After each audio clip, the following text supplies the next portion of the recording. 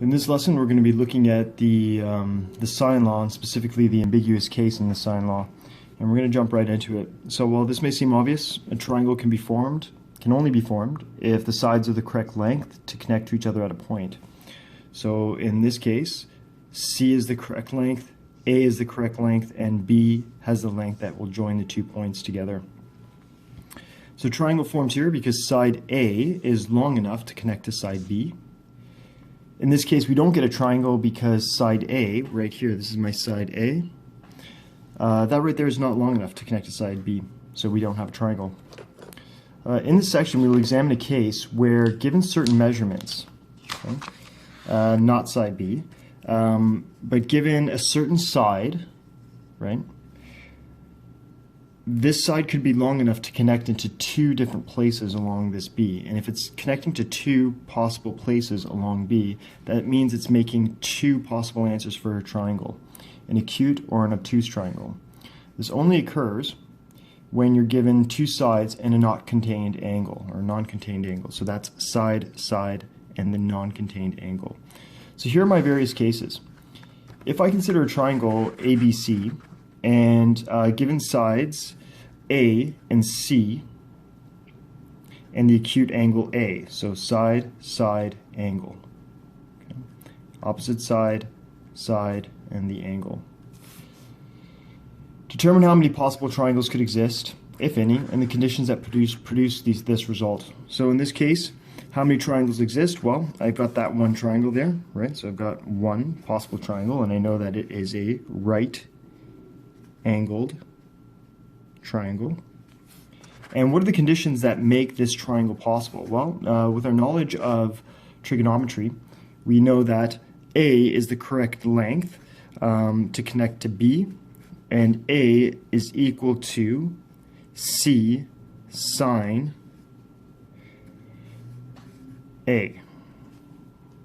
And that right there, that's just a rearrangement of sine A is equal to opposite over hypotenuse, A over C, and so therefore A is equal to C sine A. Okay. If we look at this triangle right here, how many triangles could exist here? Well, if I look at this side, which is, opposite to angle A, so this is my side A, as you can see, this side is not long enough to touch B, right? I can rotate it, still not long enough, right? And so therefore no triangles exist because this side is simply not long enough to connect with B.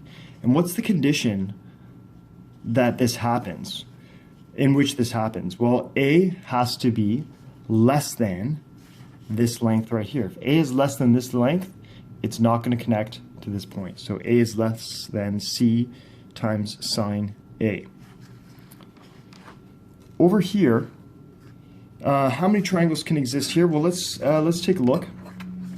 I'm going to put this toothpick on this at this vertex right here, and I can see that, well, yeah, it definitely connects at this point. Now let me rotate it and see if this exact length will connect at any point along B. Well, now it's too long.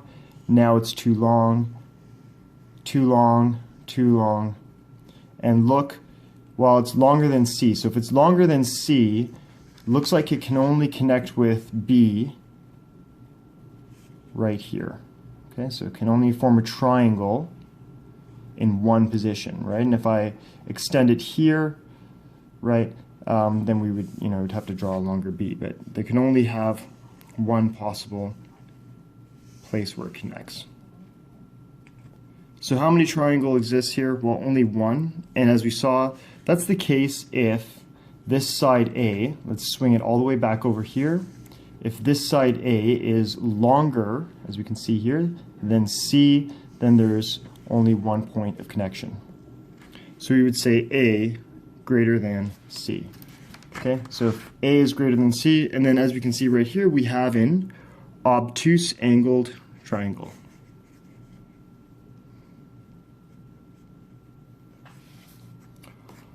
All right, now let's consider if A is greater than C sine A, but less than less than C in length. So A is greater than C times sine A, so it's longer than this, but it's less than C. So in that case, right here, I can have this right here, or I can, with the same length of side, if I rotate it or pivot it,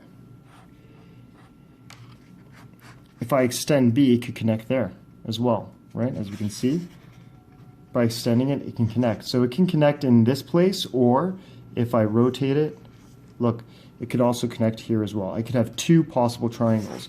In this case, it would be an obtuse angle triangle. In this case, it would be an obtuse angle triangle, and in this case, it would be an acute angle triangle. So if we just look at this, we see that A is an acute angle triangle here. A is an acute angle, A is an acute angle. So let's go to the next page. What do we do if A is obtuse, right? So if angle A is obtuse, then we have a bit of a situation because, as you can see right here, this length is not long enough right there, so we have no triangles that exist, so none. And the case of that is when A is less than or equal to C. So if A is smaller or less than equal to C in length, no possible triangle.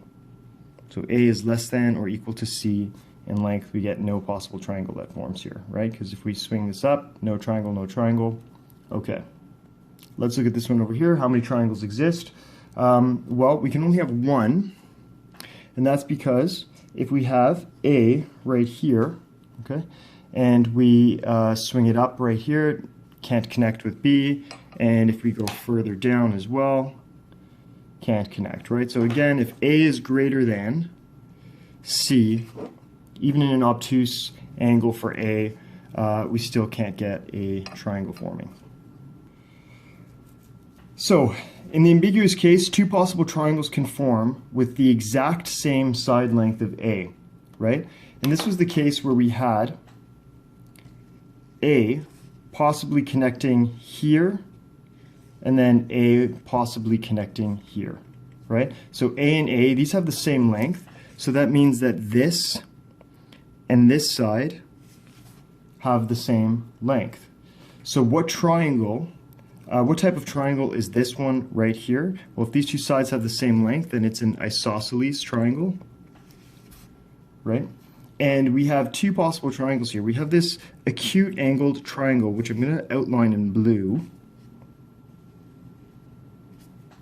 Or we could have, in purple here, this obtuse angle triangle right here. Right? And this all comes from when you have side-side angle given. Okay? So which two angles are the same in this triangle right here? Well, if this is isosceles, then that means that P right here, I'm just going to label them P and Q are the same angle because it's an isosceles triangle. So P, angle P is equal to angle Q, right? And then we're going to come up with a relationship between this angle right here, so this one that occurs in the obtuse angle triangle, right? So this angle C1, and the angle that occurs in the blue acute angle triangle. So I think it's fair to say that if we look at these two angles right here, they're supplementary. So this angle, angle C1 and angle P, will add to equal to 180 degrees. So let's write that. 180 degrees is equal to angle C1 plus P. And then if P is equal to Q, then I'm just going to replace P with Q.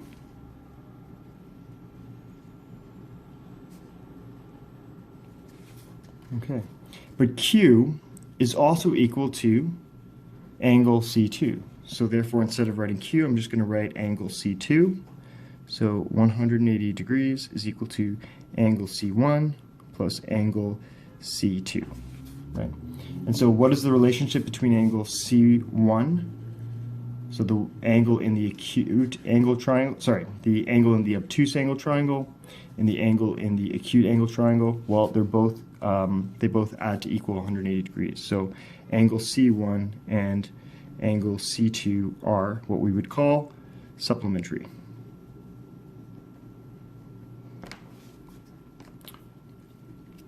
Okay, there's only two examples to do in this case, or with this lesson. So I'm given a triangle's measurements. So angle A is 44.3 degrees. It's opposite, the opposite side of angle A is 11.5, and then B is 7.7 meters. Round side lengths to the nearest tenth of a meter, and the angles to the nearest tenth of a degree if necessary. So the first thing I'm going to do is I'm going to construct a triangle here. Okay, so right here, 3.5. Roughly about that, and then over here I'm going to make this about 10. Okay, so obviously this is a bit longer. So, oops.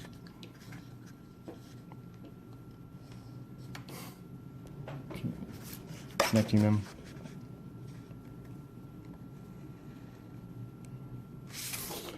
Okay, so this right here, that's angle A, and that's 44.3. So this is side A, which is 11.5 meters. I'll say that this is a vertex B, and so therefore B is equal to 7.7 meters, and that's obviously C, right? So these are my measurements of the triangle that have been given to me, and it asks me to solve the triangle, so find these different angles. So as I can see right here, I have side angle, so side non-contained angle, right? The angle is not contained between the two sides, okay? So if I have side and non-contained angle, then I have to check for ambiguous case. Right, I have to check to see if this side right here could connect to the triangle in two different places. So what are the conditions for the ambiguous case? Well, I'm going to go back and check. I have to check if A is less than C or if A is greater than C sine A. Okay. So let me check. Is A less than the other side right here? So in this case, I'm going to check if A is less than the other side. In my definition, it was side C, but as you can see in this case, it's side B, so I'm going to check to see if A is less than B. Okay, A is 11.5, B is 7.7. Well, no, in fact, I have the opposite, right? And so I have A is greater than B. All right, well, as I can see, if A is greater than the other side of the triangle right there, then we don't have an ambiguous case. We can only have one triangle, and it has to be obtuse, and so we're going to have an obtuse angle triangle. So it is not the ambiguous case. Okay, so how would I go ahead and solve this? Well, I can just go ahead and use sine law. So I'm going to say that sine B over 7.7 is equal to sine of 44.3 degrees over 11.5. Sine B is equal to 7.7 times sine 44.3 over 11.5. And then by inverse, taking the inverse sine of both sides, I can find that B is equal to 27.9 degrees. So angle B is equal to 27.9. Angle C is just a matter of then doing 180 degrees minus 44.3 degrees minus 27.9 degrees, and I find that angle C is equal to 107.8. And that makes sense that this is 107.8 degrees. This one here is 27.9 degrees. It makes sense that this is an obtuse angle, right? Because we saw that if this side is larger than this side, So if this side opposite the angle is larger than the adjacent side right here, then we're going to have an obtuse angle triangle. So I think we're on the right track here. Then I'm just going to go ahead and find the remaining side, which is side C, sine 107.8, which is equal to 11.5 over sine 44.3.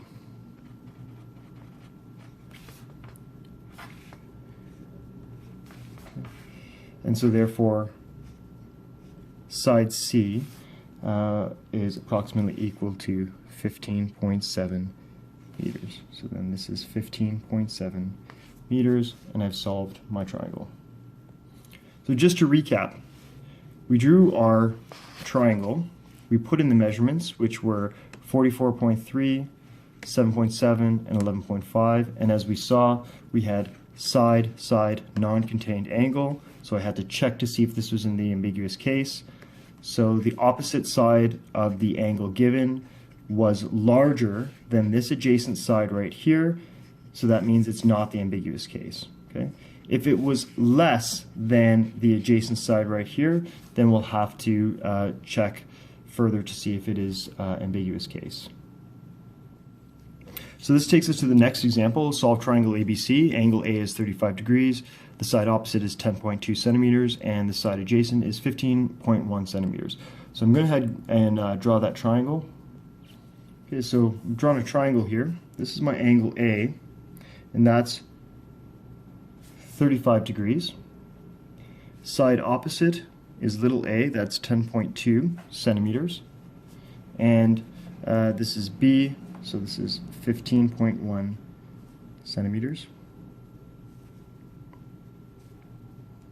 And this is angle C. Okay. So again, we run into the situation where we have side, non-contained angle, or angle, side, angle not contained, side. Okay? Side, not contained angle. Done.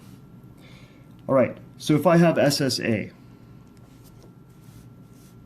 then what I need to do is need to check if this side is smaller than that. So I need to check if A is less than B. Okay, so the value of A is 10.2, the value of B is 15.1, and so in fact A is less than B, and just to make sure that this is not a right angle triangle, what I'm going to do is I'm going to check to see if A is greater than this times sine of that angle. So 15.1 times sine 35 degrees. Okay, well that's equal to, that right there is equal to 8.66, right? So what I'm doing right here is I'm checking if A is greater than B sine A, so B times sine of that, and I've got 8.66, and I look at A, 10.2 is in fact greater than B sine A. So what I have right here, I have the ambiguous case, which means that I can form one triangle this way, or I can take this 10.2, I can take this 10.2 side and swing it and make another triangle right there. Okay, so I'm going to go ahead and make that second possible triangle here. Okay, so I have two possible triangles here.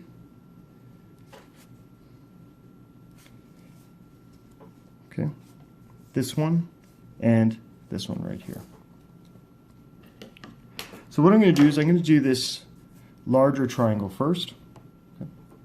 And I'm going to call this one now B1. And I'm going to label this one B2. And recall that because these two have the same lengths, that makes this an isosceles triangle, right? Which means that these inside angles here are the same. So, case 1, I'm going to solve for the acute angled triangle, A, B1, and C.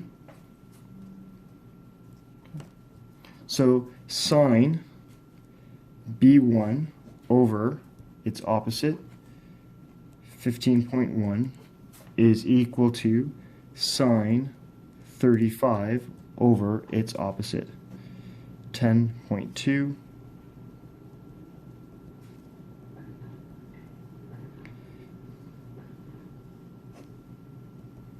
Rearranging and then solving for angle B1. Angle B1 is equal to 58.1 degrees approximately.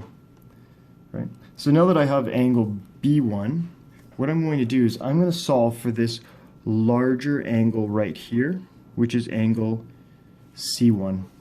So angle C1 for the blue triangle, not the purple one, okay, is 180 degrees minus 35 degrees minus 58.1 degrees. And I'll put that right there. That's 58.1 degrees. Okay. And so angle C1 is equal to 86.9. Then, once I have this larger angle, I can solve for this larger side. So that's side C1. Okay. So this larger side, which is the same thing as saying AB1. So C1 over sine 86.9 degrees is equal to sine 35 degrees over 10.2. Rearranging, C1 is approximately equal to 17.8 centimeters. So this long side right here, that is 17.8 centimeters.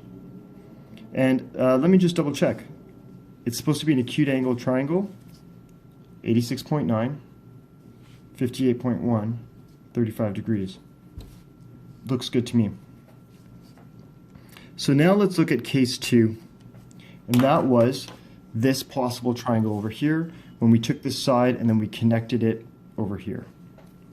So case 2 is when we have an obtuse triangle.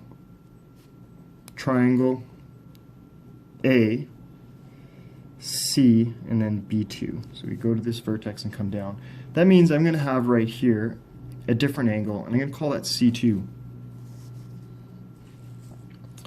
Okay, so one of the things that we need to remember is that this angle here and this angle are supplementary. And we learned that on this page over here, that this angle and the obtuse angle of the second possible triangle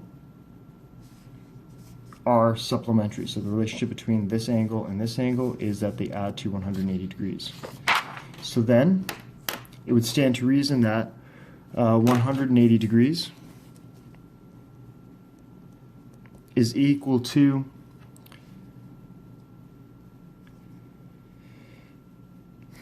B1 plus angle B2, so this angle and that angle, so 180 degrees is equal to 58.1 degrees plus angle B2, and so angle B2, if I rearrange and solve, 121.9 degrees. So this is 121.9 degrees, which is what I would expect because now I have an obtuse triangle. Once I do that, I can easily find this smaller angle in this triangle. Angle C2 is equal to 180 degrees minus 121.9 degrees minus 35 degrees. So this, and this should equal to 180. Angle C2 is equal to 23.1 degrees. Okay. And then I have to find this smaller side right here of my triangle, and I'm going to call that C2. Okay, so the side opposite to C1 there. Okay, and so smaller side C2 over sine of 23.1 degrees is equal to 10.2. Right? Remember, this side right here is the same length as this side. So this side is 10.2 over sine 35. And so C2 is approximately equal to 7.0 centimeters. Okay, so now you've solved, So now you've solved the two possible triangles.